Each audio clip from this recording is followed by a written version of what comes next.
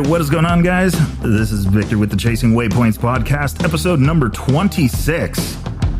That's right, 25 down, 26 now. And we are going to have some fun today. So we've got a very special guest this time around.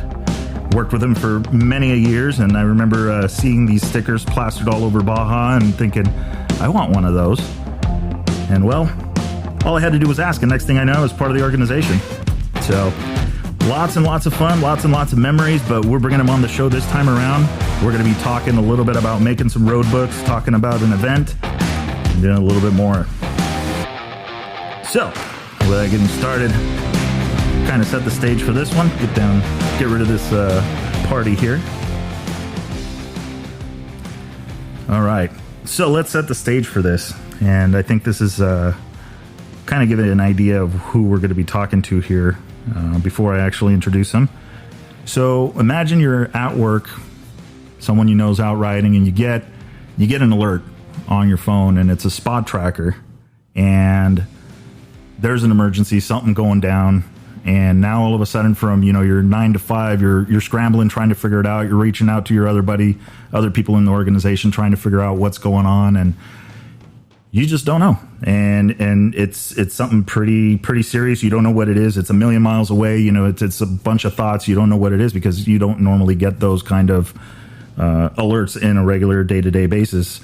So then you start to think, uh-oh, this could be bad.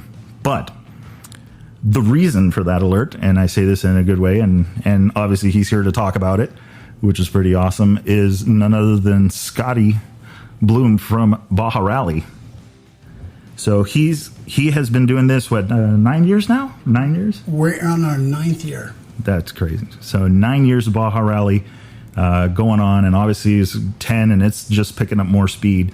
And so that was a very interesting thing, and it to us, and then obviously the whole organization, because that was pretty dicey, right?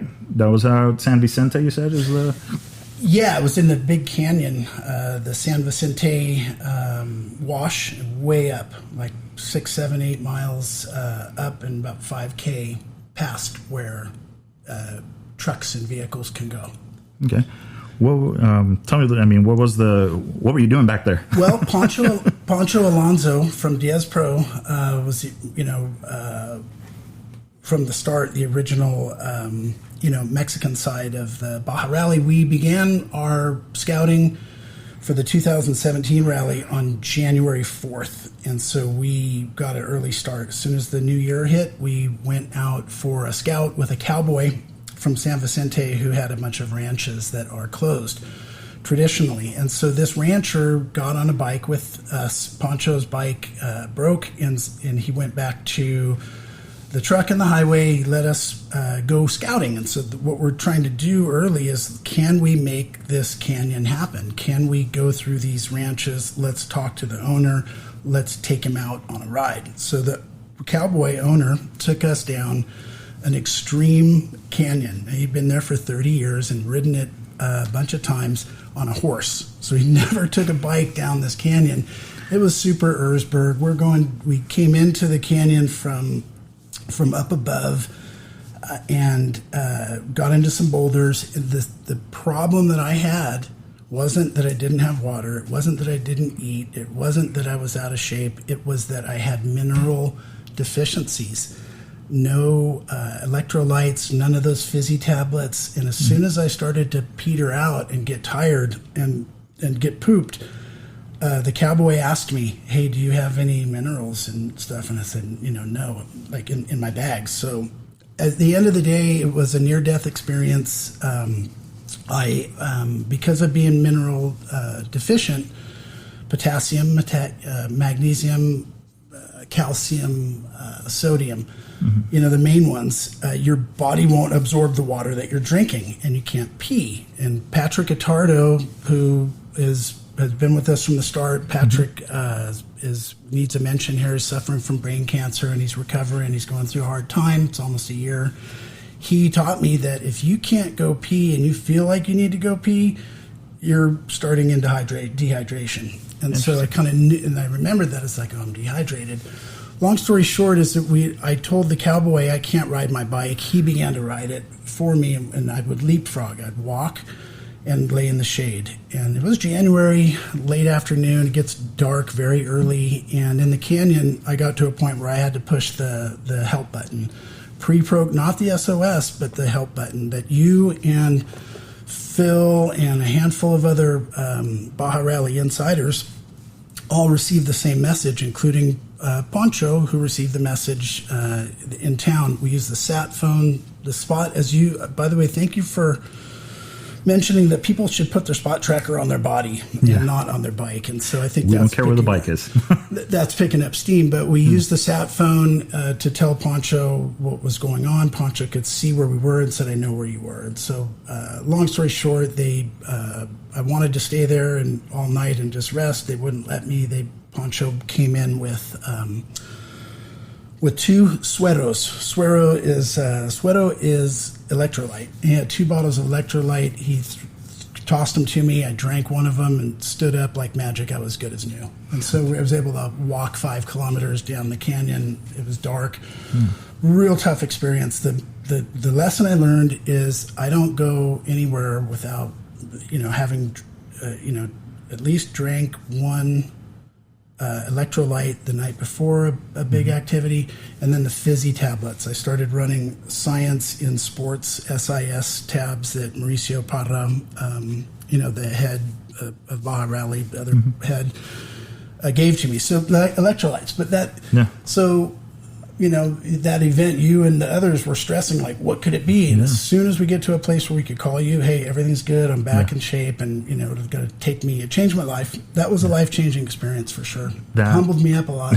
That phone call after, that everything was good, and it was because, the spot tracker basic, but it did its job. You were able to reach out, and then to us, it's like, okay, we know nothing else, so we need to act like this is literally life or death, and that's could have very well been. Who knows? Another hour, another 2 hours, who knows? It wouldn't have been overnight. So, and that's not the first adventure. There's been other adventures. I know Catavina, there was one. I remember we had the meeting and you showed up and then you just like, we couldn't, you couldn't do it. But all of that is, I guess I would say kind of back at it was, why? Why are you out there? What's your, this is all about the road books, building road books and doing that kind of stuff. What tells, why get into all of these adventures? What's going on with that? Well, we got the bug like everyone else that is interested in Rally Raid. You get the bug. It's like you haven't been vaccinated, and you catch the bug and you spread it to others. And so in 2000, it all started. I wanted to be a motorcycle racer, and I told my brother, my big brother, had been helping someone pre-run the Baja 500 like for 2 days. So, of course, now he is like, ready to get inducted into the Off-Road Hall of Fame. He thinks he knows everything. I told him, hey, bro, I want to race the Baja 500 someday. He laughed and said, you will never be able to do that. You will just peter out. They'll be rubbing Vaseline on your butt, after the first day. You won't make it. It was great motivation for me. And 5 years later, I got into it, and I spent some money, and I built a team, and I raced. And the first thing I realized when I'm out there on a live course is I should not be out here.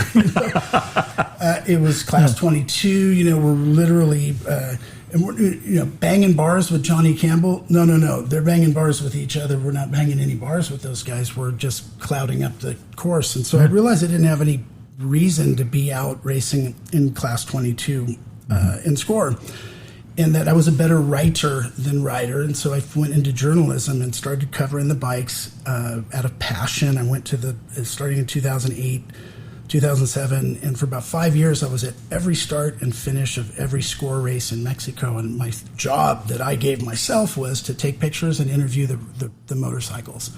They weren't getting any love, and so I became that guy. Did pretty well, just doing it for free, and kind of was able to build a little bit of a name for myself. And then I got asked by Klaus at Race Desert to go to the Dakar. It was like getting struck by lightning and having a meteor land on you at the same time. It was totally.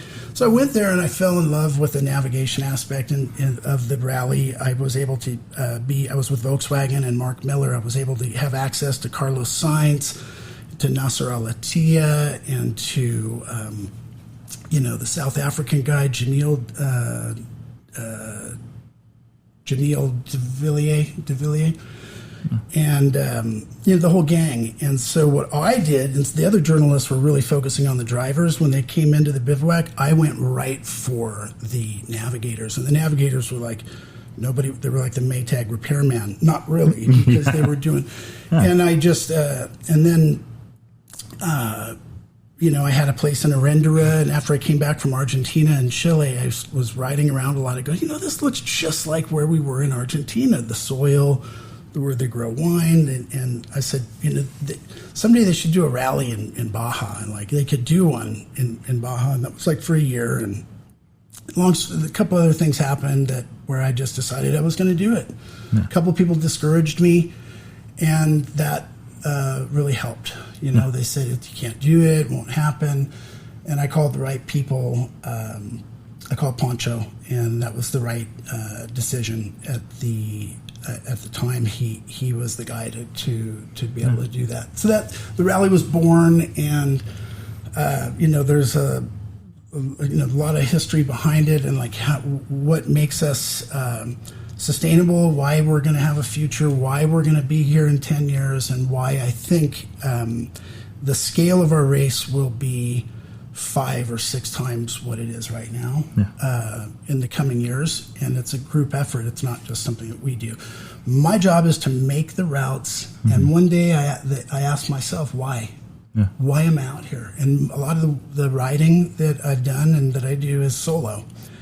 And, I take precautions, take the equipment, and, big believer in Spot trackers and the different products out of Spot, the service. And one day in 2015, I was just going through my divorce, and, and I was out there hot at the end of the day, sunset at the top of a mountain. I said, why the hell am I doing this? And that's a good question. So I asked myself, why the hell am I doing this? And, and then I realized, and I said, well, it's because I was born to. I have this gift, and I shouldn't really talk about my gift, but some people can play guitar and sing at the same time, or play piano while they're singing. I can't do that. But what I can do is I can find where I went before. Yeah. Now, coming to your place today, to the studio, I've been here once, and coming back here, I almost had to open a waypoint. But I found it. So no penalties my thing issued. that I like to do is explore, and to I'm good at this part and memory stuff. Okay. There, and it's there was a story that I had heard, and I mean, I guess right now is the time to dispel the rumor. I had heard you were the crazy guy that would. Or not crazy, the dedicated person. You got to be a little bit crazy to do this, but that you would ride the course for the Baja races and find the spots, the places to take the pictures. You knew everybody, even if they were wearing their helmet and a 3-liter Camelback. You knew exactly who it was. Like, you were that focused on detail. That is true, and that's what happened, and that's why Klaus at Race Desert, he told me that's why he picked me for the Dakar to represent Race Desert in the 2011 Dakar Rally in Buenos Aires. And so it's a two-edged sword. Hey, honey, I'm going to go down to La Paz on my bike. I'm going to spend 4 days pre-running the whole course. I did that 2 years. I did 2010 and 2012 for the purpose of being able to be at the finish line and being able to look at Kendall Norman and say, how about race mile 719 coming up that rock thing at the dump?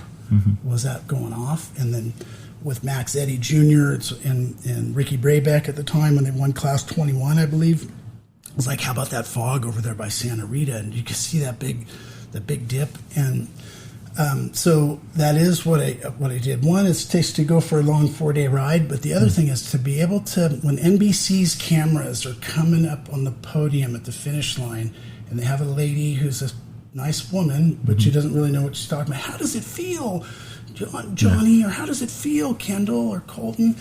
And I wanted to be the guy that's behind the camera that's really asking them the question that you're seeing on the you're seeing them explain it on the broadcast. And, so that is kind of what launched me. That's what Klaus said. He said, you're going to the Dakar Rally You have to leave in 72 hours. You need this, and that. And I said, fine. The wife said, yeah, but I only have one question. Okay, what is your question, Klaus? Why me? Oh, it's very simple. We have like 12 writers, and we have reporters, photographers. They are all good people, but they have a limited work ethic. And we saw you in La Paz working for like 40 hours. Like, I took a nap, and you were still there. And you are passionate about this. You do it for free. And who else would ride their bike all the way to La Paz just to know the course? You are, and that's we wouldn't be here sitting here right now. There would be no such thing as Baja Rally without Klaus Rausch and Peter Hardy, who is you can Google who is Peter Hardy, Hardy. We wouldn't be here. So that is a true story. Okay, so. I was like, because I was like, oh man, obviously that's dedication. There's no two ways about it. Like you don't go ride a motorcycle for 4 days. You do if you're on an adventure bike on the street, with the heated grips and the wider seat and all that stuff. But Baja is not a merciful place. It can be very rewarding, but at the same time, it will kick your ass. And so you still transfer that into Baja Rally, right? Yeah. You bring that into when you make a road book. Yep. Tell us a little bit about how you go about this, making a road book. Obviously you rode to be able to get the inside scoop on places in the course. Does that transfer into Baja Rally? That same work ethic, that what you do riding? Yeah, that curiosity, and make no mistake, that's an optical illusion riding the Baja 1000 course to La Paz during pre-running. Mm-hmm. It seems really scary, but there's always going to be a gringo or a family or a team that's just going to be right behind you. Mm-hmm. Case in point, muffler flew off the bike at over by Coco's at Kalamawahe Wash, and I'm like, oh my, I kind of taped it together with some thing, and I got to El Crucero, and there's Cameron Steele and his gang, mm-hmm. which they should make a cartoon series about Cameron and his crew. That would be a great animated series, but they were, they rescued me, give him food, fix his thing, and let him go. So it does convert over, and it carries over. It's important to be on the ground. If you're making road books, like if I'm making road books, I'm not hand drawing it, and I've had to keep refining the process and make it simple but not easy. It is hard. When we first started the rally, the two things that kept me up for 8 months at night. We launched it in March 2013, and then until September, it was like 7 or 8 months. I was environmental impact. Environmental agencies were going to shut us down. Government would shut us down. No deal, no rally. And the other thing was that if the road books weren't accurate, being a newbie and a new entrant and trying to introduce the sport into Baja, and having the critical rally theorists, apply the CRT thing, and that if the road books weren't perfect. So I had to learn that, yes, Rally Navigator, you don't need to audit Rally Navigator's mileage lining up or the kilometers lining up. Mm-hmm. After 9 years, I can tell you it's going to line up. If your track that you're putting into Rally Navigator, which is what I recommend someone do, and instead of hand drawing a route, like you mentioned in one of your earlier podcasts, there's a little margin of error between what you see on a satellite map and what a Garmin GPX file is going to output. There's a couple meters out there. And then you kind of mentioned something in Portugal. So the making the rally and the road books is the first thing I do. I have a 5-step process. The first thing I do is imagine it. And I basically, I'm going to start in Santa Maria and San Quintin, and I want to finish in Bay of LA, for example. Mm-hmm. So it's big picture stuff. I just imagine what I already know: canyons, mountains, coastal valleys, no-go zones, possible zones, minimize the highway. Kind of imagine what I want to do so that return entrants in Baja Rally will say, thankfully he didn't do the same course again. We never do that. And we're trying everything we can to never have to repeat a course and to ever share with Score or Nora or Record. I don't want to share any course or use course that has been banged up by big trucks and, high output vehicles that make big trenches or a lot of silt and whoops. Try to make it faster. And so the first step is imagining it, and then I don't do any writing or anything with Rally Navigator in this step. It's just, where do I want to go? What's the tides? Where are the tides going to be? What's the sunrise? What's the prevailing traffic? From my experience. The next step is 2 days to mark a GPX file. So I'm going to go out and record and come home with a clean GPX file that has a start point, an end point, and all of the forks in the road, all of the hazards are also marked. And that's something I can take home and save in a folder. Mm-hmm. It's a 2-day process. So once I've imagined it, then I'll get all my stuff together. A GPS device with a backup. Batteries are there.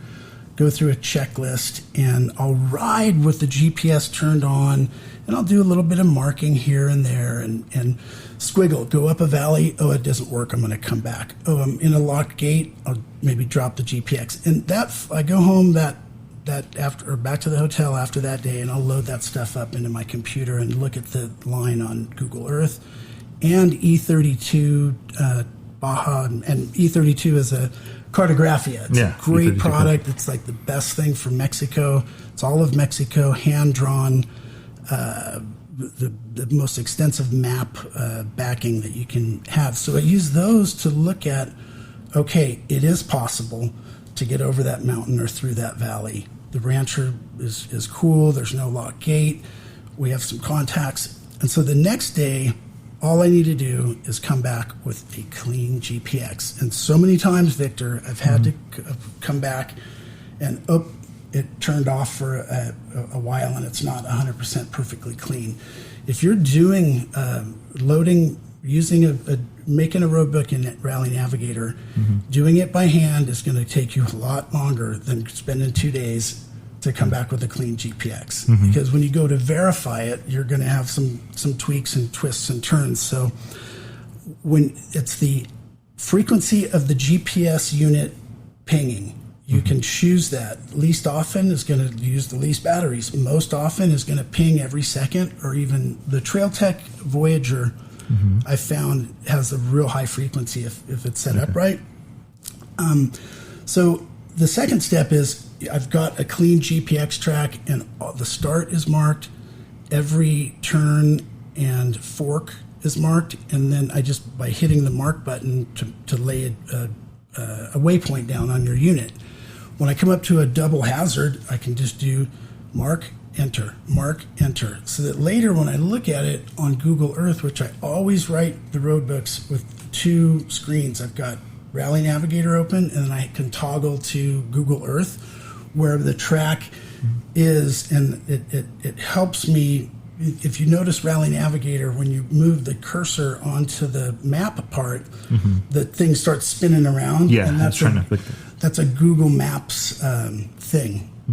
Google Earth doesn't do that. And so once I've come home, so if I get to the end of that second day and I get to the finish line and I say, is that a clean run? Do I have a perfect GPX? Yes. I go home and then save it all, load it up into Google Earth and to Rally Navigator, and then I begin writing.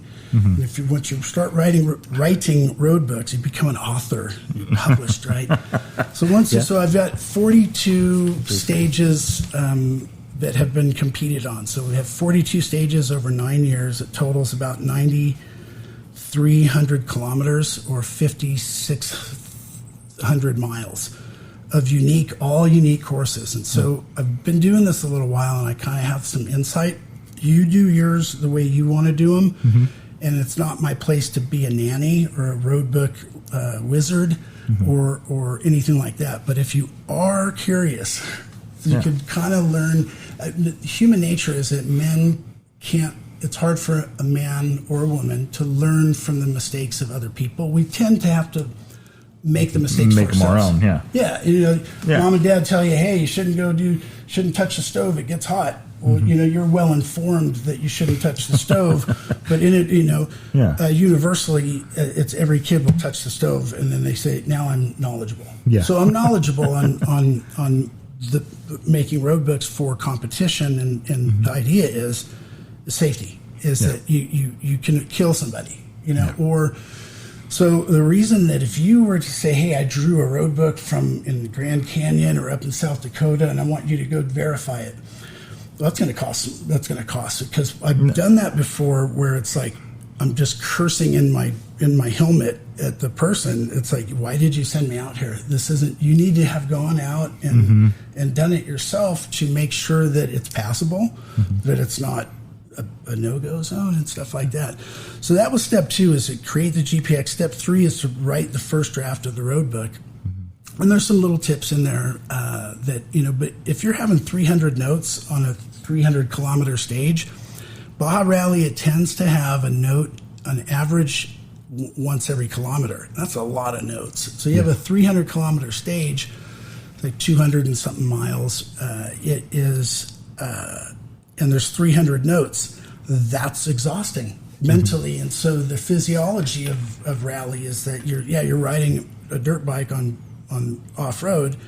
That's exertion. But the tuning your eyes to 300 meters, 100 meters to 18 inches and back and forth is exhausting. And so that is what peters people out. So what I do with that is that, so I've written the road book, and then on some of the waypoints, it's like, fuck, what is that thing? Is that a dip or is that a fork? Google Earth isn't showing me because this image is from 2014. Yeah. And Rally Navigator image, it's not showing it everything. And so I will write in the left box, what is? And in the work. So that'll happen 10% of the time. If there's 100 notes, then 10 of them are going to be, what is this thing? So that on my first pre-run, step 4 is to print the road book from Rally Navigator, download and print it. I do that on legal size. The reason for that is to cut down on taping and gluing and taping. So letter size, you're going to be gluing and taping a few more. When you output Rally Navigator onto a legal size paper, you get 10 notes are going to appear. And so if you have a 400 note road book, it's 40 pages. And so guys that have been doing this a while know that you can barely fit 40 pages, if you're good, into a road book reader when they're all taped together. So on the first pre-run, now I've written the road book, it's not complete. There's a few things that are like, I have no idea what this is. And then, but I flag it with an exclamation point or just something that clues me into it. I print the thing. And as you're marking a road book, for this pre-run, what I do is I just make sure that every single what is note, something that I don't know what it is flagging me. It's red or pink or whatever. So then I'll go to the start line, clear out of where I'm going with the rally comp data in a DAT file, and using the rally comp as a odometer, and as it's designed to do, it's a meter to manage a rally stage event, waypoint open, speed zone, safety. And so I take the cover off the roadbook reader. Most of the time I'm doing this on a bike. I'm learning to do it in a truck as a passenger with rally comp. It's a lot nicer with air conditioning. Yeah. And the cover is off the roadbook, and I keep Sharpies in a little saddle bag or a giant loop zigzag bag on the handlebars. And what I do is when I get to the what is, it's like, okay, it's a fork in the road with a little bump and a tree, and I can just kind of hand draw that. I'll come to another note that's like, oh, this doesn't even need to be there. And I just take my pen while I'm riding, I just kind of pull the clutch in and just kind of knock that note out. Yeah. At the end of that day, I unload that paper road book at the hotel. It's always at a hotel, and basically turn on the computer, open the stage in Rally Navigator, and I'll go through one by one. Here's that what is, and I'll change it and just correct it. It takes an hour, not that long. And then I'll print that again and go out the next day. So I print that out, tape it up, put it in my roadbook reader, go back to the start line and run it again, see if I can get it perfect. And then at the end of that day, that's done, and then I'm going to send, step 5 is to send a guinea pig. We've had Joe DeRosiers from Joe Holler, Andy Grider, Fred Sopke, John Dykes, the late John Dykes, rest in peace, passed away 2020, riding. He was a stage verifier. Poncho has done it. I think Mauricio's done it now also. So we put and Hing Young. Hing is the least experienced. So you could put the most experienced rally person to be your guinea pig, which I love doing it and I'll observe the guinea pig. So we're done. This is step 5. This is the end. I follow the guinea pig and I kind of watch what they do, and I'll let them make the mistake, let them blow by the turn. The fast guys that are, it's very humbling, this sport, because you have to fail. You're gonna get lost, and so if you're testing a stage or you're making a stage. People do get lost, and it's what happens next that gets really interesting. And that's part of the fascination of the sport.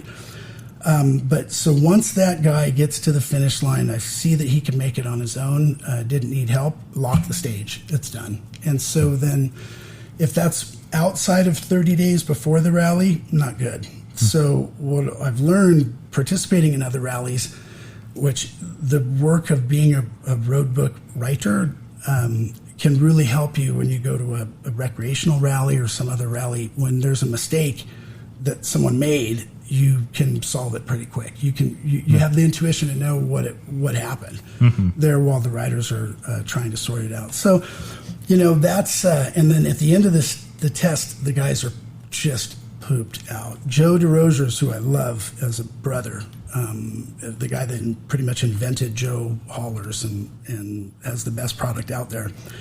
He's a lord, for around Baja. And he has helped me in the first couple of years, and he was so pooped out. Yeah. He did a bunch of rally comp stuff with us, 13, 14, 15, and so those are the testers. And once that's done, it doesn't matter if it's an experienced rally guy or a super noob. If either one of them can make it, then you've got yourself a good stage. And if you're like guys like Mason Klein and the guys that are training and jonesing, these guys are like chomping at the bit to get road books made and to share them. And, the more that you do that, the more you're going to refine the way you do it. Dave Manriquez, Gnarly Dave, unsung hero, is... he didn't get anything from me. If you go to, and I haven't done one of his stages, I'd love to, but I know that when I do, it's his. He didn't learn anything from me or talking to me. He's 100% through Johnny, and I think he's self-taught. Yeah. And, but guys, if you're making road books and you're for your friends and you want them to take it seriously, make a Jeep, go out there on the ground, put the work in. Yeah. Otherwise it's going to be, there's no shortcuts in this sport. Yeah. I feel, and just safety wise, like I've heard, obviously I've talked to a few people about road books and off channel and that kind of stuff. And it's kind of generally accepted that, hey, let's go we'll fly the stage. We'll fly what we want to do. And we're just going to ride everything like they're all red flags. Like every note is a dangerous thing. And I see that, but at the same time, it still worries me because how do you know? If you're already writing a road book, you're already picking up the pace. You're maybe riding back or slowing it down because hey, nobody's actually pre-run this, so I don't know if there is an actual danger here, or like you said, or a locked gate. You try and look for them in Google Earth, but you never know. I've heard a few stories about Inland Empire, where wires and stuff and new fences are going up and trails are being moved and stuff like that. So that's obviously is the best practice is go ride the thing before you make a road book. I mean, well, Victor from Chasing Waypoints and Scotty, the best example we can give is Dave Manriquez. Gnarly Dave he's our best example of this. He's, first of all, if you know him, this guy's loyal, workhorse, blue collar work ethic. He's a hustler, and when I mean hustler, he works and he's dedicated. He gets called on, Rip to Cabo, Johnny Campbell stuff, and Johnny Campbell, and the most important right now on the planet. By the way, Johnny Campbell is he won the Dakar also. So it's like and he knows it, nobody needs to tell him because he already knows that he won the Dakar. It's his DNA is all over Ricky's program. It's all over the bike. So if Dave Manriquez gets appointed by Johnny Campbell and Ricky Brabeck to make practice stages, you bet your ass he's going to put in the labor. And it's hot up there in Adelano, Hesperia, up in the high desert, Mojave Desert area. And I know that Dave is our best example for that, because it's not a bro that's going to go out and ride it. He's got to go write the road book, and he's got to go out himself. And he's been out there alone a lot. And as I talk to him, and you need some aspiring road book stage maker guys. If you want someone to aspire to, that's your guy right now. In my opinion, if you're going to have someone up here in the States to model your stuff after, go get with him, ride some of his stages, and pick his brain. And I bet you he'll help. Yeah, I agree with that. I mean, he's been the biggest part of that, and what you're saying that I take away from that is in talking to him, nobody gets into Johnny Campbell's program, and yes, people do, but not just anybody, and he is part of that program, and then and like exactly like you said, called on to do a road book for who's it? Ricky Brabeck is who again? He won the Dakar, right, and then backed it up with a second place. So then it's like, you're doing something right. And I've talked to him, and I know that sometimes he doesn't feel like that he's very humble about what he's doing, and you have to kind of remind him, I'm like, dude, you're writing road books for these guys. And he's learned a lot and done a lot. I mean, it's just absolutely crazy. I mean, how much work he puts into it and coming up with new routes and stuff like that. So I would agree with you. I'm not a road book expert, but I can see the work ethic. Yeah. Well, the fastest way to become one is go ride with Dave and pick it up from him. Also, Quinn Cody made a bunch of, and I've got to say thanks to Quinn for being part of, he was super close to just acing the first Baja Rally, blew a motor 9 miles from the finish. Oh. And he's trained so many people. He really is the guy that picked Ricky. He's the guy that basically tapped Ricky Brabeck, and that's out there. That's not a secret. For when Ricky's first trip to the Dakar, it was all Quinn, and Quinn is like, a busy guy. Worth his salt. He's legit, and he has written a bunch of all kinds of stuff I'm sure in Europe also. I mean, the 790, your bike, is basically Quinn's bike. I mean, basically correct. Quinn has his DNA all over that bike, just like Johnny has his DNA all over the XR650R. The road book. The thing is, it's such a niche thing right now. Yeah. There are 100 to 200 hardcore rally participants in the United States. Maybe I'm under, maybe there's 400, maybe 1 to 200 participants, and there's like 7 road book writers, or 10. I'm probably missing it. Mike Shirley would know from Rally Navigator. Yeah, true. Yeah, he's the one that's got the subscriptions. He knows everybody that logs in, creates logins. So I would think, I don't know. With as many, obviously, I mean, I see the listeners and the views or the listens that we're getting and all that, and I can see that it's growing, and I can see that there's more people doing it. But to me, it's like, what more can we be doing, to help get more people writing road books? Because it's not just the guy that wants to go out and ride them. But if you're interested, you mentioned it earlier, if you're interested in actually racing, there's times that knowing how to build a road book will save your ass, because what this note is wrong or whatever. And I've seen it happen at other rallies where, the note was wrong. Yeah, but what did the box say? Because if I'm not mistaken, the box is going to be correct. This could say, left turn, the arrow is clearly pointing to the right, but this over here is, so that's the human error part of it. Yep. So. And instead of going off on a tangent with the personal story, let's go and look at bigger picture stuff. Okay, so let's say you're at a rally, there's 40 or 50 racers. And there's a metric for intelligence quotient, the ability to gather and new information and to gather skills, right? Mm-hmm. So it's your IQ. So smart people. We know some people that are high IQ, 140, 150, 160, but their EQ, the emotional quotient, mm-hmm. is like the new thing. It's kind of like the new IQ. It's how will you handle when shit goes south, when you're feeling great, you're in the lead, and then all of a sudden you're dead lost, and then are you going to have a meltdown? Or you're okay. Million examples. Your paper roadbook scroll, the actual paper rips, in the middle of the stage while you're in the top three. How are you going to correct yourself? Mm-hmm.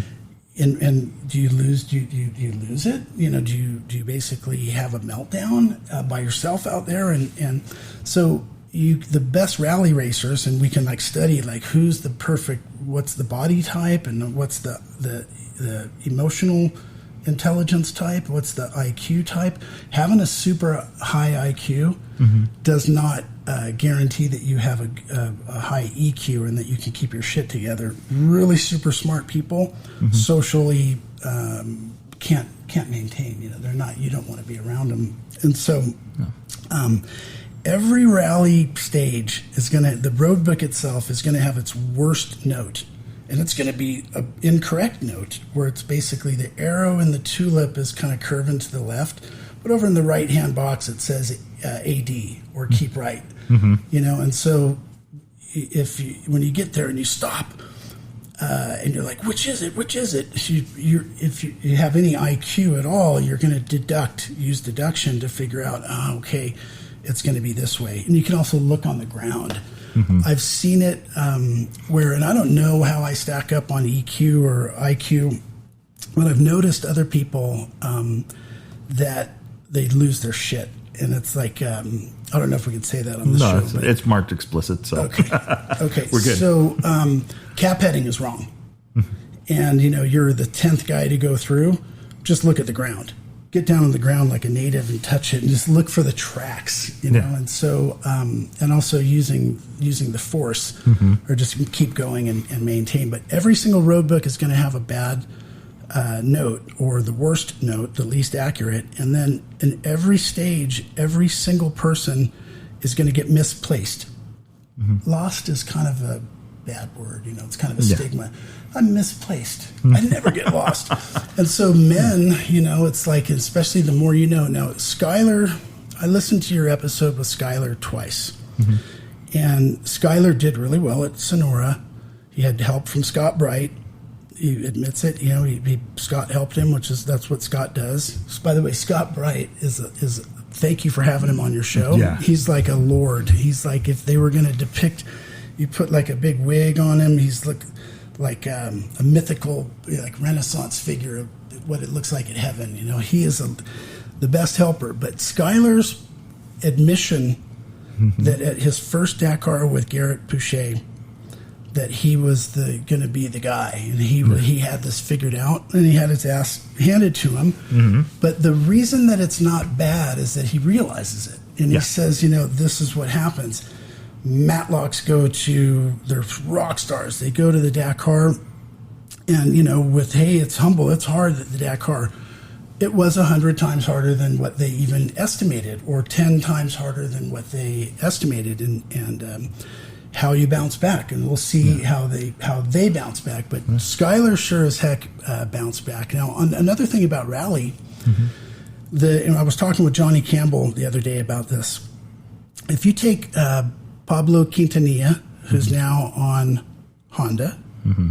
and you put him up next to Toby Price on KTM, and you put him up and you stand them on a lineup next to Skylar House and Ricky Brabeck. All these guys are tall, big, with wide shoulders, and they're big dudes. Mm-hmm. So that Ignacio Cornejo, the small guy that from Honda, mm-hmm. he's an anomaly. But so there's a certain those big guys can ride those big bikes with big wide forks or the thick forks, and they're pounding. So that's like the anatomy of a modern rally racer. But what about their? So it's like, I would love to get in the head of. I'm already in the head of Skylar. I've heard what he has to say. I know that he's got a higher EQ, and because his thing, I love talking about Skylar. He's one of the best exemplars for us. And if you're a factory team like Husky or Honda, and I have it on pretty good knowledge that Honda would, Johnny would have loved to have him on. He wants more Americans, on the team. Yeah. But if I'm at Husky or KTM, I'm looking at Skylar Howes and what he did, what he risked. It's like, that's Rambo. Yeah. They literally flew him into Dubai or wherever, and then into thinking we're going to drop this guy like they did with Rambo. They drop him in the jungle. We're going to drop Skylar in the desert in Saudi Arabia in 2021, and he's going to go get a top 5. The guy is like, he bet everything on himself. Yeah. And that's the kind of guy, if I was a factory, manager, I would be like, that's the stuff that we want. Yeah. Well, I just looking at a big picture, right? And just across the board on all sports and all stuff, right? You have egos and you have people that are just, I went to the gym 50 hours this week and I'm in the best shape of my life. And okay, so give me my contract. And that's it. Because it's like asking for a raise because you show up on time. It's like, it's that. But then you have, it's like now, and in Skylar's case, it's like looking at it and you're going like, okay, this kid was literally going to go back to the States after this rally and not have anything. That dedicated. If he's going to be the guy pushing the bike across the finish line. There's no question. Like, you're not even going to ask that question. Like, you're just going to assume that's going to happen. Just having that much dedication and that much fight to get into it. So it's almost like, to the factory teams, it's kind of like, what took you guys so long? Because he's been doing this for, it was his 4th year this year. He had 3 years when I talked to him, so 4 coming up. I think he should have been on. He was with Garrett. Garrett took him there, and then you had he was on the BAS Dakar program as well. That was 2 years of that, I believe. No, they were with the Czech guys. Okay. So that's right. And in your podcast with him as a respondent, he went through that guy was a good guy, everything good, but it wasn't the same as Bass. No, it wasn't. Which is, it kind of has KTM DNA, on sprinkled in on their team. And so, imagine if Skylar came back with a DNF or an injury or something like that. That's tragic. That would be a tragedy, because what would happen is then what, and who's going to throw more money at him? But he's towing the line, and of course Ricky, and watching him go through Ricky Brabeck's growing pains. I was advised to get out of moto journalism when I started the rally, and for the most part I did.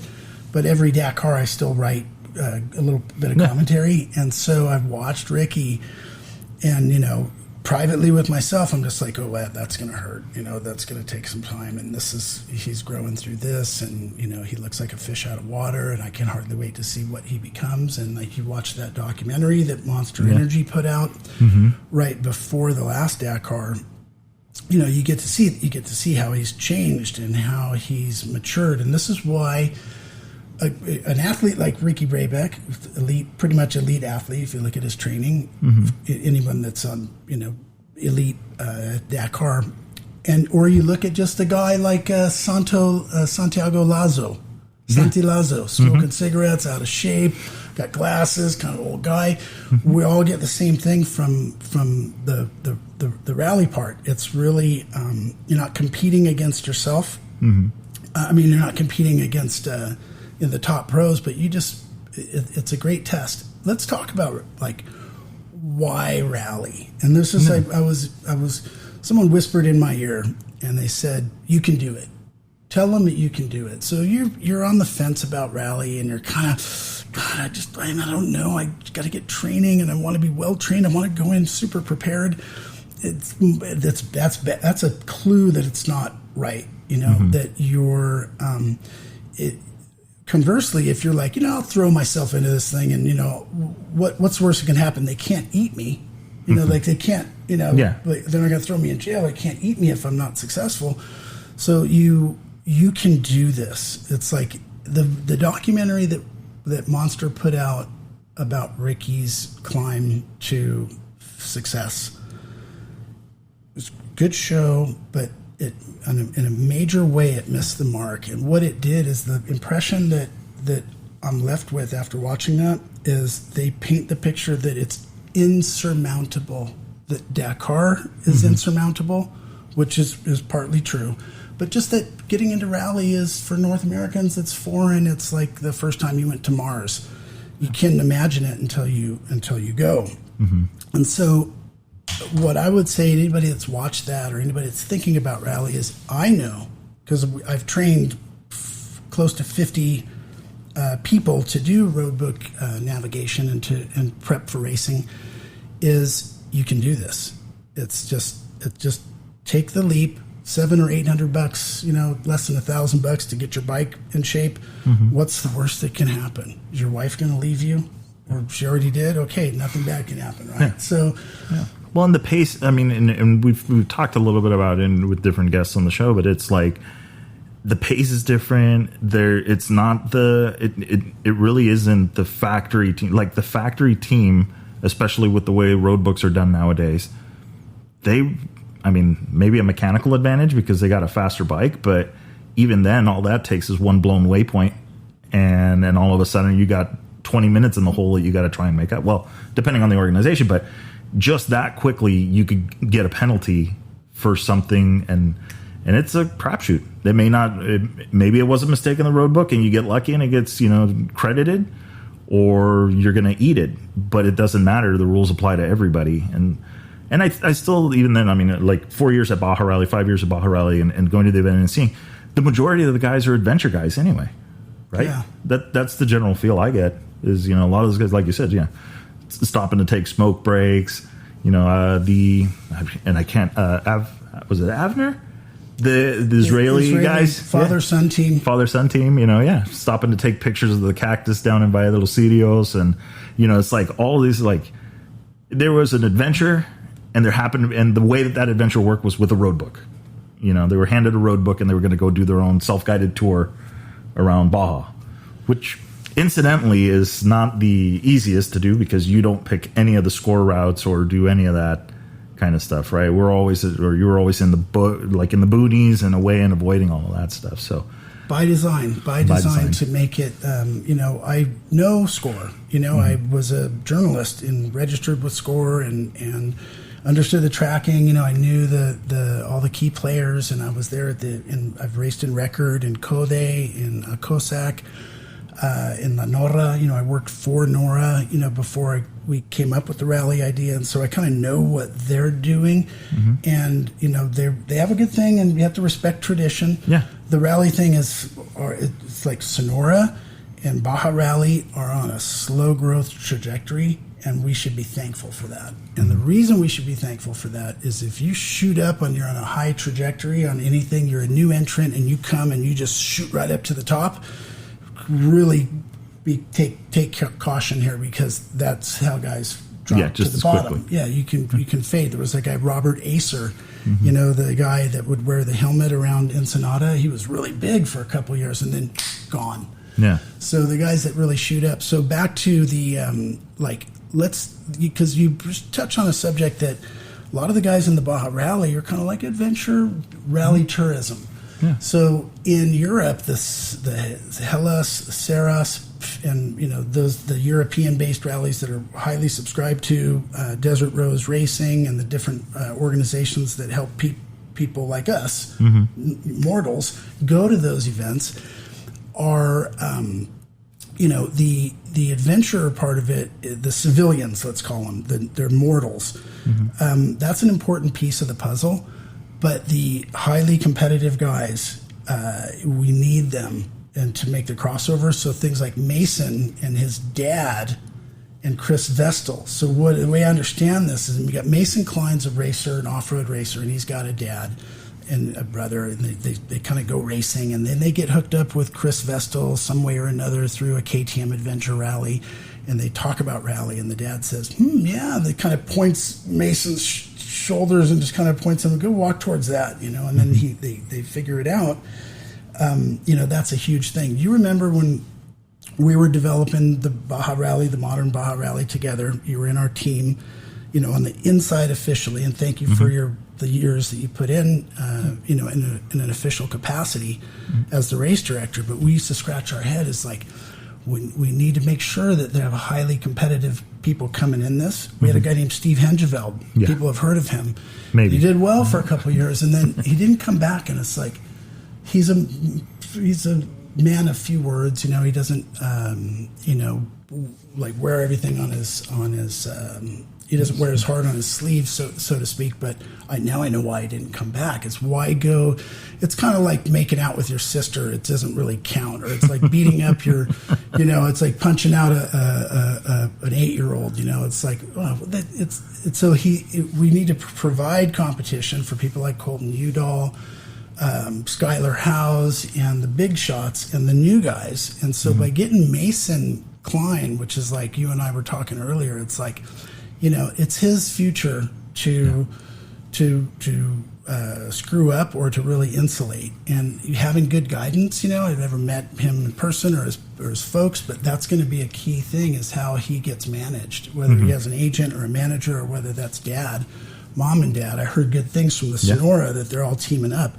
But Mason is a clue to attracting the more highly competitive guys. Yeah. Now, for you guys listening, that you consider yourself in the adventure kind of like, I'm just a civilian. I'm just a 50-year-old that has means, And I heard on one of your podcasts, Alex Martins said it really best. Hey, if you're going to get into rally and you're worried about the entry fee or the cost to retrofit your bike, this is not your sport. It's a pretty expensive sport, but it shouldn't scare you away. Guys can get it done, but I'm particularly enthusiastic when we started this thing back in 2013.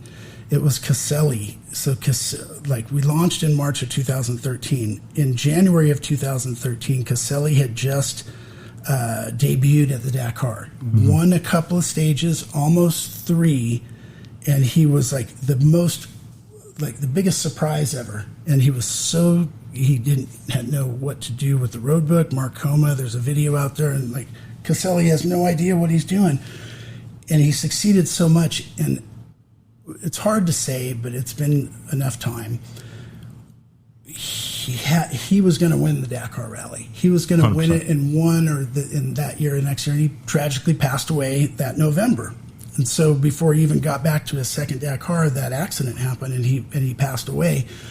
For our whole sport in North America, anybody who's a participant enthusiast, that set us back. And I wrote, back then that it will be 5 years at least before an American gets competitive. And it tuned up to be about that time when Ricky was, get on, onto the HRC as a water carrier. Not really such a bad thing, but so it's interesting, isn't it? It is. And I mean, and like you said, you're attracting the competition, right? You've got the big guys, and incidentally, I think Steve Henschel's the only one to win 2 categories. Yeah.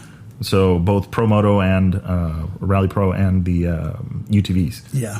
So and I remember that one too. There was some thing, because both times was overall. So when he did it on the bike, he beat the UTVs, and then when he did it in the UTV, the bike guys were questioning it, because I think there was a workaround for the UTVs. There was a wash in there, and I think it ended up meeting 5 meters difference in the road book. It was almost negligible. Not even half a kilometer difference in the length of, because of the workaround. Yeah. So a lot of people went with that technicality, but technically on the time, it was still, even if he would have had to have run that section twice, he still would have been on top. Yeah. So and, this is still, we're talking about small numbers here. Yeah. I hear Best in the Desert, you have 100 to 200 UTV trailering their UTVs out there. And, our rallies, you know, here in North America are legitimate competition rallies, Sonora Rally, Baja Rally. They're, you know, a dozen, you know, half a dozen to a dozen, you know, we have a way to go. But and I got to really pat you on the back, and let me take that back.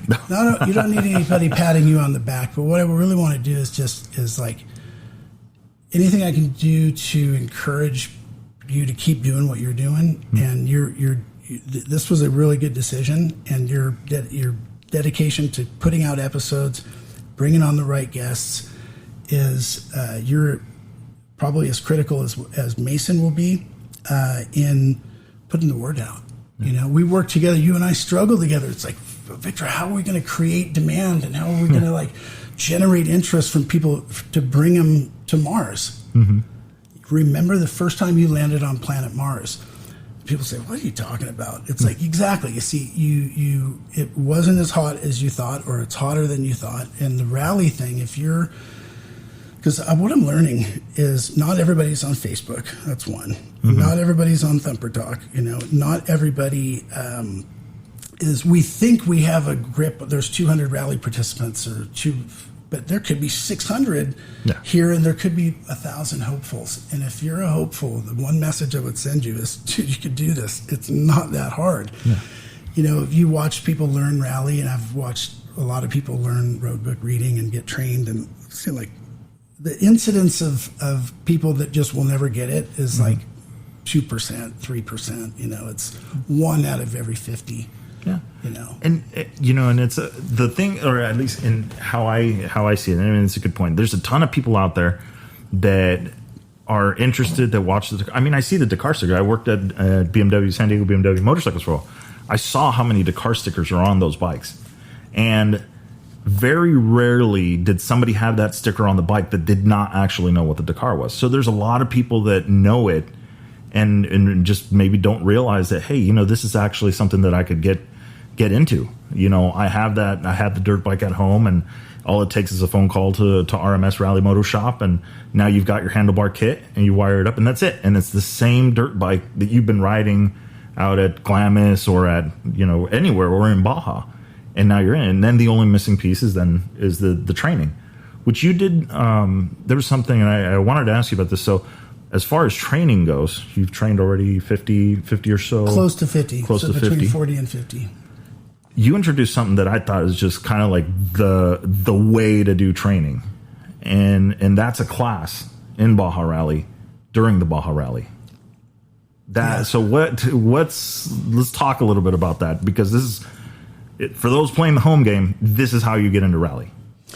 Well, the best example for this one, by the way, we developed a school that we launched, and it was a trip. That incident you talked about where the spot tracker went off, I had the mineral deficiency thing, near-death experience. It was that night or that morning that the rally school got launched. We have a rally school that has Quinn Cody, Jimmy Lewis, Mike Shirley, Dave Peckham. It has everyone's DNA on it. Anything that I went to and that I pulled out of, I put all the best aspects of everything that I had trained and everything I had seen and done and learned, put it all into one stack.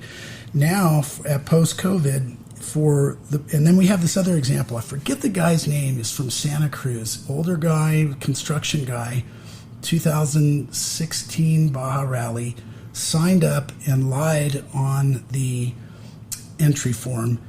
Do you have roadbook training experience? And it's either yes or no. Mm-hmm. And if you lie, he said yes, but the fact was it was no. Yeah. And so that basically voids his entry. Just before, and it was either 2015 or 16, it was Eric Kudla and Romina from Coast to Coast, Patrick Reyes' wife. So we had like a jury, and they put him in a room, and they said, you lied on your application. Why should we let you continue? We're going to throw you out of here. You're going to lose your money. You're going to go home. You lied on the app. Why? Mm-hmm. And the jury, I wasn't involved, they said, we will let you try, and we're going to let you participate. Zero roadbook experience. And the guy, the first day was a learning curve, but he shredded. Forget the guy's name. I wish he would come back. A Santa Cruz guy. And he ended up doing, he was a score guy, but he ended up doing terrific. So to your point, now for Baja Rally School, there's a Baja Rally School page website. You log in and register for it. It's just it's 15 hours of reading and online interactive stuff, some quizzes. You do the rally comp quiz, you read the rule book, you force you to get onto Rally Navigator. But day one of your thing, a day before the rally, we'll have a 60 to 90 minute seminar with a PowerPoint presentation. It just in the first page says you can do this. It's not that hard. So the first day of the rally, you learn as you do. So we have a friend, Mauricio, put us in contact together. So our better half at Baja Rally, he's never rode a motorcycle. He'd never been in racing, and he had zero experience in autosports and motorsports. And now we took him on a single track ride, to Catavina that we were invited on. I was invited on. I brought him. I said, he's a beginner. He's kind of novato. He's like kind of a new intermediate. And they said, it's going to be hard. And I said, there's no other way this guy's going to learn to do it. And we're going to throw him into it. That's why I will... There's a joke, I've said it a couple times, when you tell me, like, oh yeah, just go up that way, or just, why didn't you take I forgot, I think it was up to Mike's, and you said, oh, why don't you just take the backwash up through Mellings? And I go, no, I'm not trusting what you, because I know you know the routes. I mean, you're an accomplished rider, obviously, all the miles and everything you've rode, so I know better than when you say, oh, it's easy. I know it's sometimes not as easy as you see, but definitely a lot of fun. So you got Mauricio onto the single track ride. Yeah, and we got on Bill Nichols' Malcolm Smith Trail, and I let him go in front of me, and then he was gone. I couldn't catch him. And so the reason I bring him up, so we have this event called Baja Rally, and it's a Mexican event, and 80% of the money that we spend stays in Baja. So we pull entry fees and some sponsor money, very little, but some support, and of all of that revenue, 80% of it gets spent in Mexico. And it's a social and cultural difference. We're a Mexican organization led by a Mexican guy, Mauricio, the general director. And so where I was going with this is that's an example of how a rally aspirant, so you're thinking about, God, I've watched that car, it looks so cool, I've seen roadbooks, but I'm intimidated by learning French. Let me tell you, I don't know French, and I never am going to learn French. It's a hard one, to learn. But you're not speaking French or learning French. It's just a couple of letters. Weed, OUED, or whatever it is, and those acronyms. It's I could tell you until I'm blue in the face. It's easier than you think, and we all as rally kind of participants and, somewhat influencers, we really need to send the message that, dude, this isn't rocket science at all. And on the other hand, it is the next best thing to sliced bread. And if you're racing and score, I'm biased against Baja 1000 because I've done it and I've done rally. And so I'm biased against it because it's not suited for bikes. It's like, hey, you want to do, and I can appreciate how some of these guys, I got to do it's on my bucket list to do the Baja 1000. Yeah. Get it off your list. Mike Sky Ranch, get it. It's on your list. Check it off. Go to the next place because there's better places. Yeah. On Score, it's like, okay, so you're going to spend $20,000 on a bike, do the pre-running, build all your team up, get everything going so that you can outrun trophy trucks before dark. And have, before you get mowed over by a trophy truck and you're hammering through the whoops. You and I have talked about this for ad nauseum with each other. So, again, it's easier than you think. You can do it. Yeah. So the school part, to wrap it up. So if you're a first timer, you sign up right now.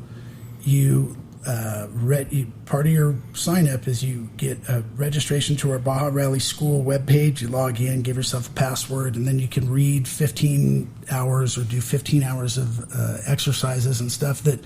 That right there, just with that reading and that study, that self-study, you're ready to start. When I got originally formally trained in rally, I had done all the reading I could about it, and I went and I had to do like a day of classroom. I was like, God, can you just send us out now? I'm ready to go. And no, the next day. And so the next day I was ready to go. what I was ready to go do was ready to go make mistakes and ready to go solve them. No. Safety. People that are concerned about oh man, Mexico's dangerous. I'm not sure if this Baja Rally guys, if they have their stuff together with the safety. You are an insider. You're biased. You know how the quality of safety is at SCORE, at NORA, at Sonora, and at Baja Rally, and it's a big deal. It is safe. And our record really indicates that. We have enough. Hardware, software, rally comp, which we didn't mention Mike. This isn't really an infomercial, but it's like we wouldn't be here if it wasn't for Mike Johnson. For sure. We can think of a lot of stuff, of a lot of reasons why we wouldn't be here, but Mike Johnson's mission, his cause is selfless. It's not about money. It's the same as yours. So what you've done is you've kind of, whether it's by consciously or not, you've adopted the same cause that Mike has, that Chris Vestal has, that Alex Martins has. And it's basically pitching in to help grow the sport. So you do that. You're doing that right now. You've been doing that with Chasing Waypoints. Your work at Baja Rally was that. Mike's doing that by participating in rallies, supporting Lyndon, doing the stuff with Lyndon Poskett, and building a rally comp. It's not to make money. It's the opposite has happened. Mike Graves, it's like whether he knows it now or not, or it will be the case that next year and the following year, the work that they've done. So the Kota Rally, these guys put together, he was on your show, he put together the permits in the U.S., which a guy told me one time, it'll never happen. And I love it when that happens. It's like, really? Never is like the N-word. That's like never to me is the N-word. You can't say the N-word. You can't say never. It's because it's going to happen. It's the red cape to the bull. Okay, well, that's all right. Well, that's your belief. Let me do it now. Those are the challenges, And so I'm optimistic about the future, and I want to tell you a little bit about. Okay, if you're signed up for Baja Rally already, we have a number of Canadians, I think 24, coming with Lawrence Hacking, who was on your show, which was great. If you're new and you're coming, I can set your expectation level. You're going to love it. You're going to, on the last day, you're going to be pissed that it's the last day. If you have been with us before in Baja Rally, you know that, and this gets weird because if you've been with us in the last 4 years, you know that we keep getting better. And if you were only there in the first 2 years, we're like, they were young, they were kind of working out, they're kind of getting their organization put together.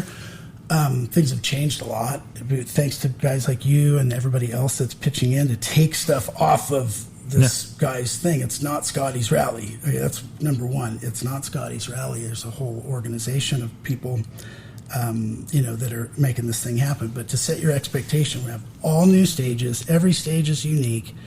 And we found some stuff that cuts out a piece of track that we've had to use that's about 30 miles long, that we found the way around it. And I got excited about it. Mauricio and I and Danny Zaragoza, a big key part of our team, from shout out to Dirtbag Garage, a Toyota Tundra and 4Runner group here in San Diego.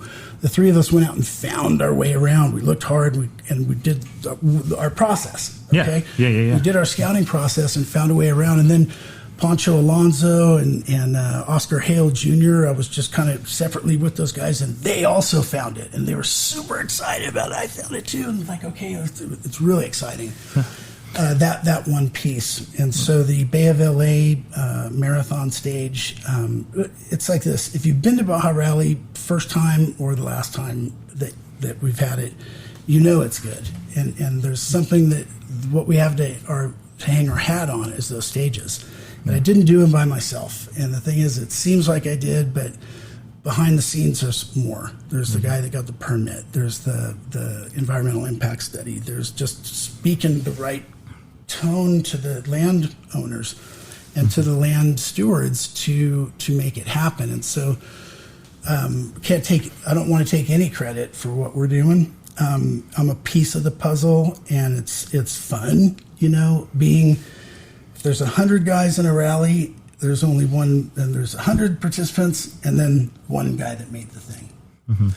One inspiration that was, Jimmy Lewis and Scott Whitney. They have this thing where they're masochists, and Jimmy Lewis does it with his King of the Motos. I was there with him a week before it went off. I followed his development of the King of the Motos, and he's sadistic. He's sadistic, and the thing is he's not going to hide any bones about it. That's kind of what they like to do, is make it hard, make it challenging. And if they hear that you're cursing them, Scott Whitney, same thing, Diabolical Rally, the Grand Rally, Cortez Rally, Sonora Rally, he likes to make it tricky navigation and tough. And, it's not my thing, to do that, but these guys are like, I'm going to make it tricky and tough. And so it's everyone else and then them. So meaning that it's being the guy that designs the course. Everybody, maybe people want to do it. If you aspire to, let me tell you, it's a lot of stuff that is going to hurt. You're going to have to sacrifice a lot of other stuff. But making it tricky and hard, and it's never been my thing. To make it super tricky. So something about the roadbooks when we first started, they had to be perfect, and the critical rally theorists were going to come down and were going to just wreck us if the roadbooks aren't accurate, man, it was unsafe. And so we made it super literal. And over time, I got to a place where actually that's bad. What it is it's too literal. It's too literal. And so we wanted to bring in some ambiguity. The way we do that is the first stage is going to be a lot of notes. It's going to be really accurate. It's going to be overkill. It's going to be super... if you can follow instructions, then you can do that. And then on the last day, a lot of ambiguity. If you don't know what TDSPP is or follow, continue straight and use the force, you're going to struggle. Yeah. But so there's different mixtures of the notes, and so you do stagger it, because I've heard with Sonora Rally, right? They try and make the first day, each day harder than the next day. And it sounds like you've adapted the same thing, but in a different ways. The quality or the quantity of notes that they see is, so it's either you go from a step by step to every other step kind of direction by the end of the rally. Yeah, without getting lost, and there's a little bit of guesswork in it. And if you're not in the front, if you're on the fourth or fifth day, you're in the top 5 on a starting order. That means you're good at what you do. You're good at riding. You're good at navigating, and you might have to be a guinea pig and kind of keep going on the road. It's not that hard. But if you're behind, if you're in the 6th, 7th, 10th, and later, you're going to have tracks on the ground. You're going to have some tracks on the ground. Yeah, you'll have some room. And and I'm thinking about that. That's actually something pretty interesting, is because a lot of times when you see the rally results, right? The rally results very rarely, I think, do you see it day to day listed in any other form than overall. And then at that point, your classification is kind of almost like null and void, because at that point it's how well you're navigating. It's your overall time. So even if you are a rally rookie, but it clicks and you just understand rally navigation and you're a hell of a rider and you don't get lost, all of a sudden you're going to see your name float to the top of Rally Pro or any of the other rally class, Rally 1. And it has nothing to do with the classification, that tag that you gave yourself, that ability, the thoughts of your ability. But thinking about it, it's just a matter of going out, learning the paces, riding, and just getting it done. And then all of a sudden you're going to surprise yourself. If you understand, like what you're saying, like with the road books, it's like, okay, well, I am now in tune with the way Scotty is writing these road books. And I now understand. So it's like by the end, you're kind of like, okay, I'm going to let you go a little bit. I'm going to give you a little bit more slack. I'm not going to hold your hand like we did on stage 1. We're going to grow. You've grown now. So, off you go. And to see that, and to see people, I always go back, and we were talking about this, and I told you, and to me it was very important about when it was said. The way that I realized to me was like there's something completely different about how Scotty's doing things here. And that's that when Steve Henchfeld, I told you, when Steve Henchfeld comes in, who I've said he knows every bush, knows rocks, he's got names for them, comes in and says, I've never been down that road. I've never seen this, the terrain. And then it extends from there to other people, because this, when people come, how was the stage? How did it go? And all this stuff. And not one of them has come back and said, that stage sucked. If it did, it was because it had other problems, but it had nothing to do with the stage itself. They were impressed by the terrain, the scenery, everything that they got to see. And it just, I mean, Bahia de los Cirios, that's the only permitted organization allowed to run in that area? Well, no, actually, Nora and Eliseo Garcia, who's a good friend and, has been a bit of a mentor, Nora's in compliance in there. And, okay. Baja Rally was the first to do an impact study that was registered and endorsed and stamped by the federal government in Mexico. Valle de los Cirios, for those that know Baja, is El Rosario south all the way to Guerrero Negro. It's a nationally protected zone. It's where all the cactus, where Catavina, Dr. Seuss, all that stuff. It's a huge zone. And I'm super excited to tell you, hey, we put in 5 years. So I'm in my 7th year of spending the summer down in that desert and finding new stuff to make. So when a guy like a gringo, like in the best colloquial sense of gringo, not a bad word, but a guy like Henchfeld, a lot of fun riding, a lot of fun rides, a lot of championships. He's really got his wings. He's earned his wings. Mm-hmm. But guys like Junior Hale, and Francisco Septian. I'm finally learning how to pronounce his last name properly. And Nino Rojas, and those guys are Mexican legends. And I asked them the same thing. You've been out here before? They're like, never. I've never seen this before. And it's like, that's a sign that we're doing good and we're doing well. And when I say we're doing well, because it's it can't happen without everybody there together, but that's what I love doing. And it's like, this is what's keeping me going. And then the things like, if there's somebody like you and Mason Klein and now Mike Graves, Vestal has always been, Chris Vestal at Moto Minded and Rally Moto Kit, has always been towing the line since day one, as like, one of the handful of influencers. You guys are towing the line, and it keeps me going. If it was going the other direction, guys like you were falling off, and Chris Vestal is going to quit doing his thing, go back to like a 9-to-5er. Alex Martin loses the bug and the passion. It's going to be like, then I'm going to have to re-ask myself, okay, why am I really doing this? Because it ain't for the money. And like, I want to encourage, Darren Skilton and Sonora Rally. Baja Rally has just a little bit more years of experience in this part of it, is that we're on a slow growth trajectory, especially with COVID. I know their numbers. I know our numbers. I know what Nora's going through. I know what Score's gone through. I study and pay really close attention. For us, for the rallies in North America, the two that we have right now, the future is bright. And it's not because good luck or whatever. It's because we're building it slowly. And the foundation.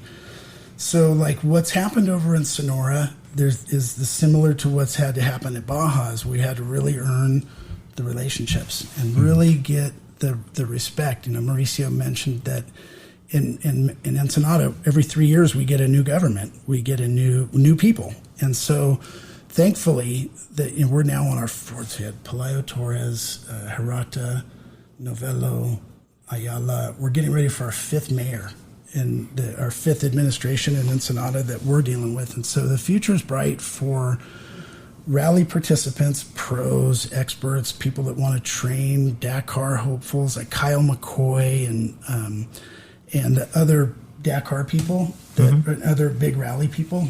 Because I want to segue into, or if we can, I wanted to bring up something else about the Dakar as being like the MSNBC or whatever. But the future is bright, and so that we haven't exploded and got to 100 participants, at either of these rallies, it's okay. That's going to come. And there's going to be a day where there's going to be 150 people lining up at the Sonora Rally. And there's going to be 150 people lining up at the Baja Rally.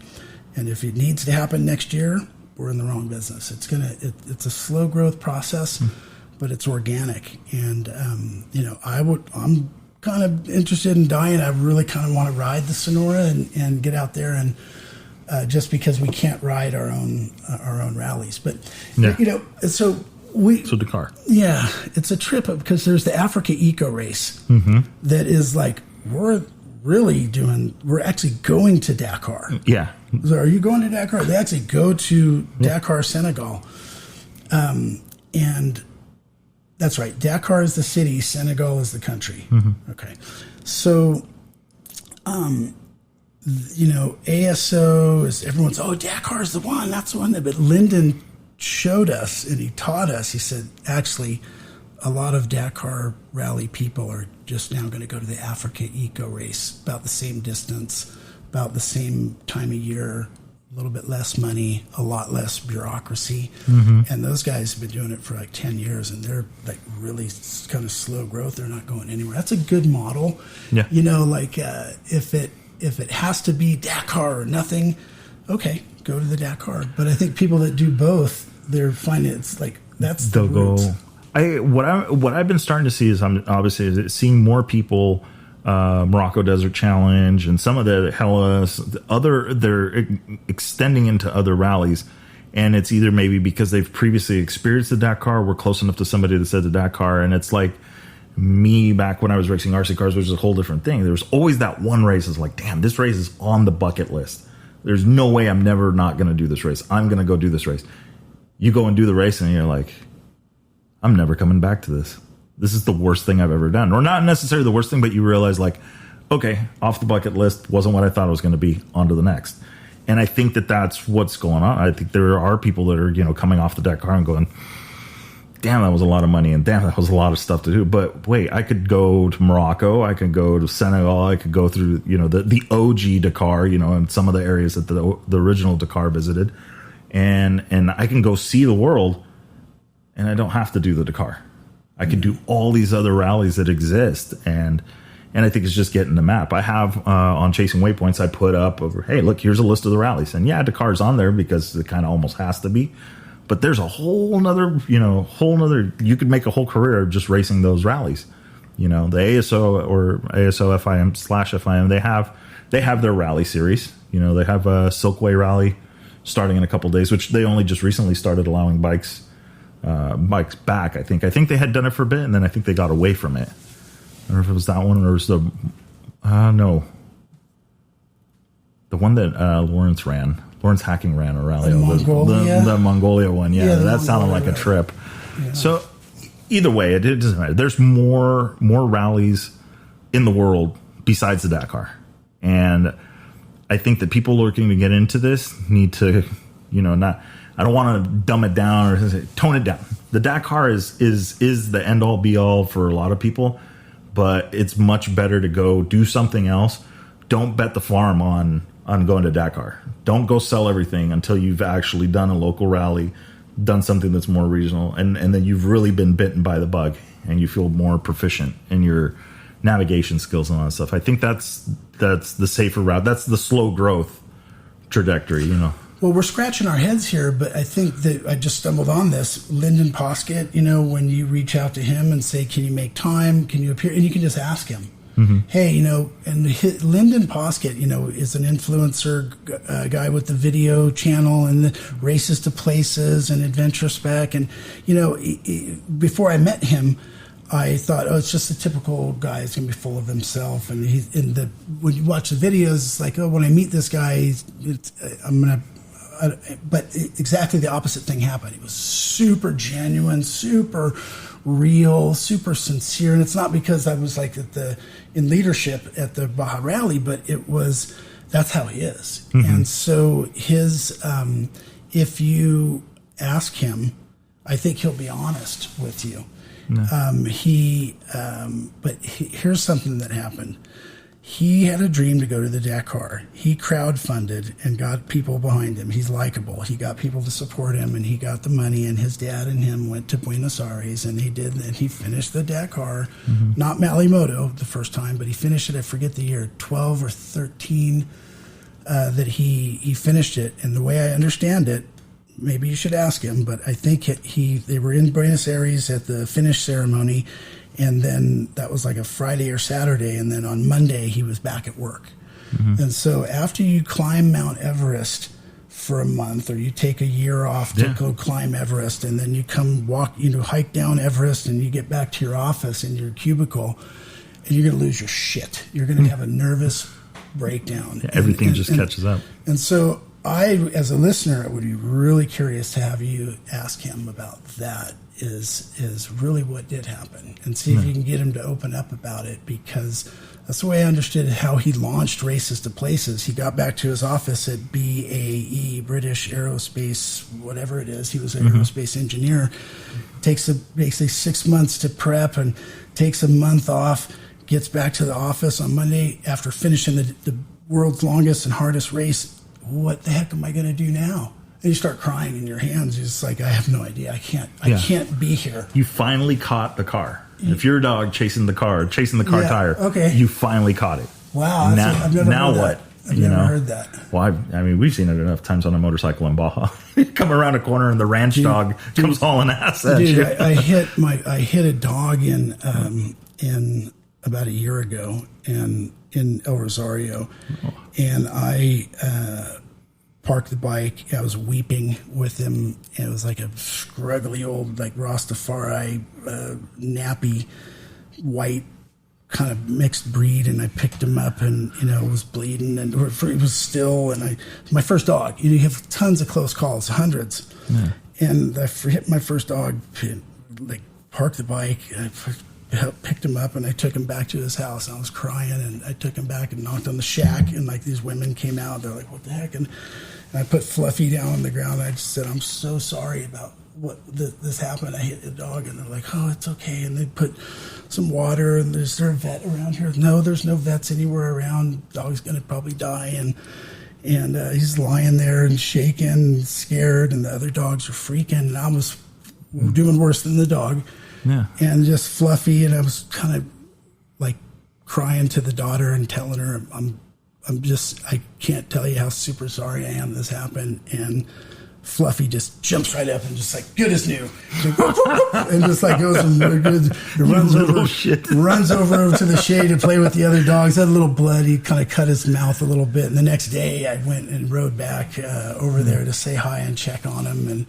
And here he was barking at me again. But that does happen. You hit the dog. But so with Lyndon's case, so he finishes the Dakar. If you go climb Mount Everest, and then you try to go back to your regular life, see, it's kind of like if you win the Baja 1000.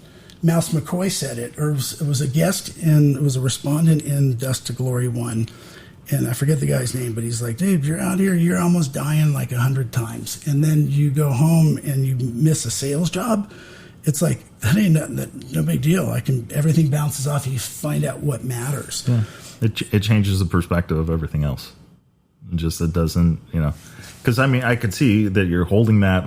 For me in that particular case, you hold something in such high regard and this challenge, and it's your obsession for so long, and then it's not. Like that overnight. It's done. Like the first time you landed on Mars. Yeah. And it wasn't exactly what you thought it would be. The dirt wasn't as red as they made it out to be. Well, man, we've covered some good stuff today. We talked a little bit about the history. We wanted to talk about the roadbook process and, how we do it. It's not the best thing for everybody else. No, but it's a different process. You're the first, I think, on the show that really has talked about, okay, don't fly it. Literally go ride it, go lay it out, and then come back and start doing the homework on the computer and doing that, and then go ride it again. Yeah, do yourself a favor, and also do the person that's going to ride the thing. Here's the conundrum. Back when I got trained, and it was hard for me to get trained, but I did get trained, and I came home and I thought, well, there's Rally Navigator, but it takes two to tango. it's like you can't really go waltz with yourself, you know, and you can't really make out with yourself. Maybe some of you guys can. But so with roadbook making and roadbook sharing, the guys like Mike, Montana Mike Georgeson up in Montana, and you know he wants to do roadbooks, and you got to make one for your buddy and say, hey, I've rode this three times. Once to make the GPX track, second time to fill in the blanks on the Rally Navigator roadbook part, and then the third time to make sure it's absolutely perfect with Rally Blitz or Rally Comp, whatever. Then you give it to your friend. That's a good bro. You're giving your friend something that's good. One time a guy gave me a GPX track and he said, yeah, this is where you want to go. I made this for you. But he did it in an air-conditioned room, you know, from the comfort of his desktop, and it was a bad experience. It could be unpleasant or just not undesirable, or it could be fatal. It could be really bad. But, you know, actions speak louder than words. I could join you today on podcast and tell you how I am and how Baja Rally is, but it's only what you see if you're paying attention. If you come as a participant, as a racer, as an adventurer, you know, we need the pro racers, the fast guys, and we need the adventure guys equally. You know, the adventure guys, you know, rally, you know, we call it rally tourism. You know, guys that save up and they can get away and do it, you know, that's a big part of it. But without competitive racers, you know, it's just not possible. The school part, if you're, as we kind of wrap this up, 6-day Baja Rally, September 26th through October 2nd. It's going to be our 9th Baja Rally. It lasts, you race for 6 days, all new stages. Your service route is really contained. I think the whole service route is like 160 miles or something. It's really low. Means that your support team doesn't have to chase you or sweep you or drive all over the place. We'll have a Catavina rally in December. It's a 3-day rally. It's going to be in Catavina. It'll be also all new. It means if you come to 6-day Baja Rally and then Catavina Rally, well, you're not racing the same stages. Nice. How could you? Because there's no integrity there. Yeah, you'd be. Anybody that came to the 6-day has an unfair advantage. 2022 is our 10-year anniversary, 7-day Baja Rally. Already, I mean, I should get you fired up for that. 7 days is a long time, and that's what the UK guys asked for in 2014. They said, we'd love to put a team together and come over, but 4 or 5 days isn't enough for us to fly over there. If you can do a 7-day rally, and now we can. Yeah. And so, well, you got all the real estate and all that. And I mean, is there, you kind of before we're going to wrap it up, but I wanted to, how much can you share 6-day Baja Rally preview of that? Day 1, day 2, day 3. I mean, a lot. Okay. So early in when we started the rally, hey, it has to be secret, and it was to a fault. I mean, I lost some friends over it, you know, but which really they weren't that good of friends. If that was the determining factor, yeah. And some support staff would be like, we need to know where we're going. We need to go. You guys are curious, but it's a secret. And then the regulators are like, we need to see where you're going, and we explain to them, well, it's got to be a secret. Let's do this and that. And there's a way that. That can happen. And so you'll start in San Quintin. So we're skipping Ensenada, not because we don't love Ensenada, but in the direct to San Quintin is going to be a lot easier for post-COVID regulations, and it's just going to be safer, and it's less traffic. And so you will be in San Quintin, Catavina, 2 loops. We're doing at least 2 Catavina loops where you wake up in Catavina, have a 4 or 5 mile liaison and a couple 100 miles of a big loop. That'll happen twice. So I can disclose a lot to you. And if anyone has been able to hang in for an hour and 40 minutes, you guys are troopers. Okay. You're cut out for rally. Okay. So here's what it is. It's, San Quintin to Catavina and minimal highway, and mixing up some old stuff that is doable and connecting to minimize the amount of highway or road crossings. Wake up in Catavina, huge loop all around Catavina. Your staff and your support crew, your wife, your buddy, they all stay in Catavina and relax and enjoy. And you'll come back. And then the next day, you're going to race to Bahia de Los Angeles. Trust me, there's more than one way to go. There's a myth. People say, oh, in Baja, there's only so many ways you can go. That's because you haven't been to Mars. That's because you haven't landed on Mars yet. I landed on Mars. I know that there's way more than one. And it's like the curiosity and the gift. So I do have a gift. It's basically time and space and be able to get back to places that I've been. A lot of men will brag and say, oh, I have that too. I have that too. Great. Let's use it for good. And there's a lot more behind that. That's not a good subject for this particular podcast, but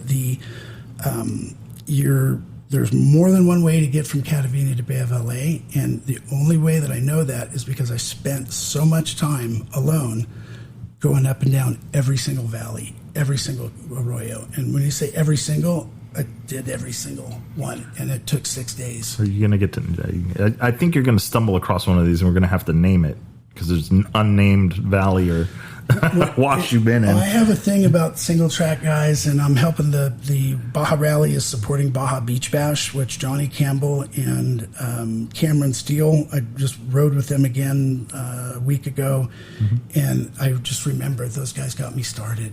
Those guys basically helped me learn how to ride in Baja, and riding with them again has been a big treat. But those guys, and it was said that, did I just lose my train of thought? All right, let's see. Washes, we got so we're talking surveying. about the loop, right? So you were surveying, talking about the loop, headed to... Oh, naming trails. Naming the so trails. When you name a trail, and so I've had a thing with Chili White and just other trail makers, Bill Nichols and Casey Smith and Jimmy Sohn, and Malcolm Smith, all these guys. They make a trail and they name it in English. I live in Mexico. I'm pretty much becoming a Mexican citizen and resident. Never be Mexican, always be a gringo, but we need to name stuff in Spanish. Yeah. Or why don't we just name it in Korean? There we go. Nobody going to name it in English. It's like, but it's a pet peeve. There's I have my things, my quirks that make me, like not perfect. And so that's one of them. So that'll get them. Okay, so that's the from Catavenia to LA Bay. Yeah. First part of that stage. That's a marathon stage. The marathon stage, and then we're going to turn it around. Right. Back. What's the next one? Okay, next so come one back. is to come back from Bay of LA back to Catavenia. Hey, sounds pretty easy for the organizer. Just like flip the GPS around and have them come back backwards. The ASO has done that. Andy Greider was in your position for a year or two before you took it, and he told me that him and Robbie Gordon experienced that. Johnny Campbell told me that he and Robbie Gordon also experienced that, where the ASO would flip them back and send them backwards later in the rally. We're not going to do that. Might have a little bit of crossover, but not that. And that's the marathon stage if you're in the marathon. So if you do that, you're Malimoto. And so we're buying the bins and labeling them for each guy. And, you will put your stuff in a box just like the Malimoto guys do. And your support crew, if they go into Bay of LA, if they just happen to even be seen around there, 9-hour penalty, 10-hour penalty. It's like we're telling them, hey, here's the map to Bay of LA. You have it, so you don't go. So you don't end up here by accident. Yeah, and it's a tricky thing. Darren Skilton, who I knew way before, they developed the Sonora Rally. A lot of their stuff is modeled after ASO. And when we started Baja Rally, it's like, we're modeled after the Dakar. And we got to a point where it's like, bullshit, we need to be our own thing, and there's a kind of a balance. So on the marathon stage and the Malimoto, it's like, what do you do, Victor? You were a race director. What do? Do you make it super strict, or we got to have a little flexibility? Our sport isn't big enough in North America. In Mexico, it's not big enough and strong enough to be an asshole or to be really strict. And if the more strict you are, then if you're huge like the Dakar, you can be as big of an asshole as you want to be. And I say that, sorry, ASO guys, you can be as You can be as uptight or as strict and as stringent as you want to be because you got all the numbers are there. Yeah. With us, we had to really find some balance. And it's learning. And anybody that's put your hands on Baja Rally, I just want to say thank you to you. I look you in the eye; it almost brings a tear to my eye that you just for lifting a finger for our thing, paying attention to the other people around and to me over a long period of time. You'll see that we're in it for everybody. We're in it for the bigger cause, and part of that is like not being super strict. And there's a little bit of give and take and forgiveness. Yeah. And so my life has changed because of Baja Rally. I'm not going to go to my grave without having this be probably one of the biggest things of my life. And I've learned humility and compassion and patience and really able to look in the mirror and to basically just be a better human. And like for rally, and so if you go race and score and be right, I bet the Baja 1000 is super fun. You spent 2 weeks down there. I did the Baja 1000. I did all 3 races in pro, and people said, oh, that was fun. It was everything but fun. It was stressful, it was scary, and it was like a lot of fighting. It was like it was stress, and it was hard. But rallies, as you witnessed, and like, we're going to pop your cherry and get you through one of these guys. One of these things. Well, no, you really have, because out of it is about the camaraderie. It's about the humanness. It's about us laughing at ourselves. It's about not taking yourself too seriously. Yeah. Are you familiar with the movie Best in Show?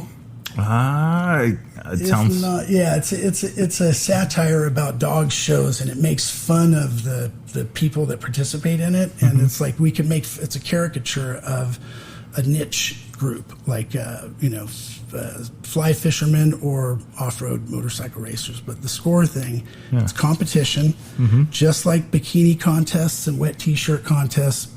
Competition can bring out the worst in people. But the rally thing is, it's magical. And I'm sitting here as a stakeholder with other people involved, and I'm looking at Sonora Rally, and I look at Baja Rally, and it's like the same.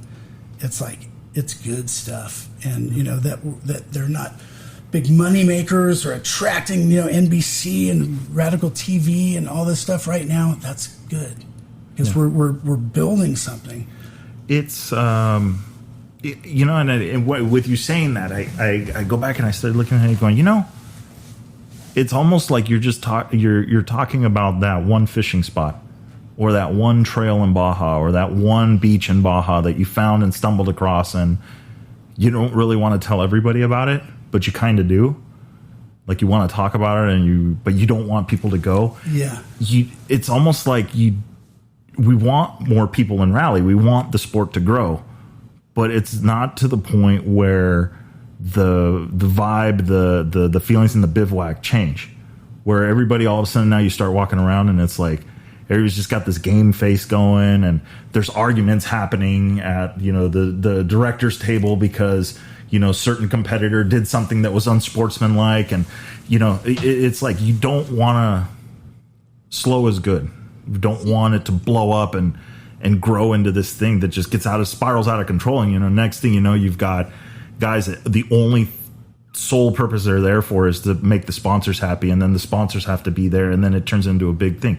That's something that was interesting. There's a lot of people that have helped Baja Rally. And then working with there's the core group of guys that support the Baja Rally from outside that we would call sponsors, or that you would call sponsors. But there is no formal position for somebody that does outreach, that's there trying, like their only sole thing is to go and get money for the rally. That doesn't exist. No. Yeah. And is there thoughts behind it? I mean, how do you see that? It's not for me, because I'm biased. See, so like I tried to sell sponsorships, and if I'm telling you, oh man, it's the most bitchin' thing in the world. Planet Mars is so awesome. Just wait till you land on Planet Mars, and then you can, because you haven't been. Yeah. And so there was and there has been, but I have to look at it like this. Is it financially a good decision? I'm an economist by trade. And the question is, hey, if you throw $40,000 at Baja Rally, is that going to give you a return on investment?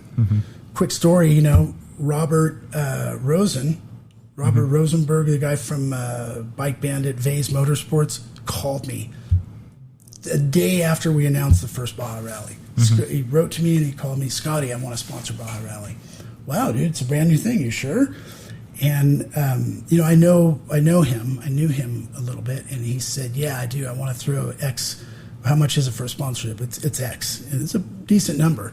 And he said, okay, cool. Here's what I want to see. I want to have my Easy Up, and I want 1,000 people to see my logo at your event. I said, whoa, don't do it.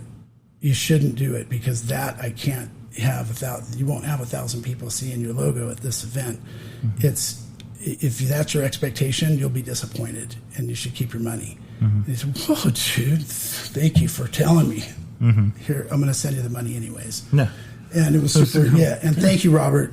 I'm sure you're never going to listen to this, but if you do, you won't make it an hour and 50 minutes. But I am thankful to. This is the buried treasure in the episode. Like sitting here with you is surreal. I've listened to your podcast, and being in the same room was like this. The only thing I needed to do is I didn't want to do it remote. Thank you very much for what you're doing, what you've already done, and to anybody that's touched the Sonora or the Baja Rally, thank you. And all the participants, for just, believing in it. It's, the truth will come out, and actions, will speak louder than words. And keep your eyes on the rally scene, because I think it's got a pretty good future.